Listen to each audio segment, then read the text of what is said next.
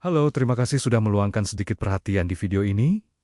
Kali ini kita akan membahas tentang cahaya, materi, dan kesadaran.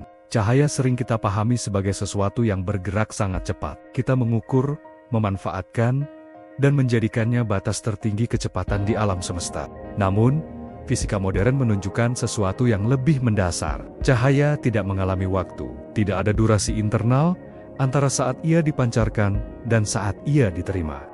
Dengan demikian, kecepatan cahaya bukanlah pengalaman cahaya itu sendiri. Ia adalah ukuran yang muncul dari sudut pandang pengamat bermasa, pengamat yang hidup di dalam waktu. Di titik ini, cahaya sudah memperlihatkan sifat yang berbeda secara mendasar dari partikel lain.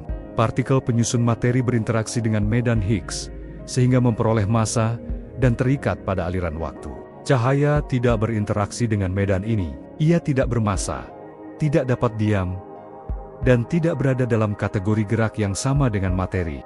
Perbedaan ini bukanlah sekedar perbedaan teknis, tetapi struktural. Materi hidup di dunia sebab akibat, urutan, dan perubahan. Cahaya berada di batas struktur itu. Ia menjadi acuan bagi semua pengukuran, namun tidak ikut mengalami apa yang diukurnya. Kehidupan tidak muncul dari cahaya semata, melainkan dari berbagai interaksi materi bermassa yang terorganisasi secara sangat kompleks. Sel hidup, jaringan saraf, dan organisme utuh tersusun dari partikel yang sama dengan benda mati, namun disusun dalam sistem yang mampu mempertahankan diri, mengelola energi, dan memproses informasi.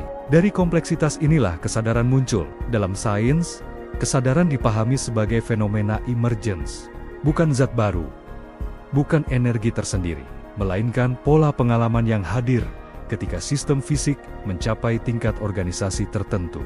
Kesadaran membutuhkan energi, tetapi bukan energi itu sendiri. Ia membutuhkan materi dan waktu, bukan karena ia fundamental, melainkan karena ia bergantung pada struktur.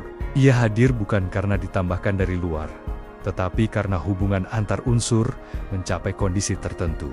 Dari sini, polanya mulai terlihat. Cahaya, materi, kehidupan, dan kesadaran tidak hadir sekaligus, melainkan muncul melalui tahapan dan kondisi yang berbeda. Pendekatan ini tidak memaksa alam semesta dipahami dari satu sudut pandang penjelasan saja. Ia justru menghormati keragamannya. Realitas tidak dibangun hanya dari cahaya, tidak pula dari kesadaran semata, melainkan dari lapisan-lapisan kondisi yang saling memungkinkan. Maka, sampai di sini dapat dipahami bahwa cahaya menandai batas pemahaman kita tentang realitas. Di titik itu, cara-cara biasa kita memahami gerak, diam, dan waktu mulai tidak lagi memadai.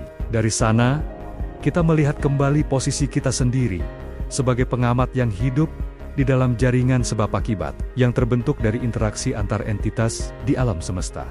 Bukan untuk merendahkan pengalaman manusia, tetapi untuk menempatkannya secara lebih jujur sebagai bagian dari alam semesta yang tidak seluruhnya hidup dengan cara yang sama seperti kita.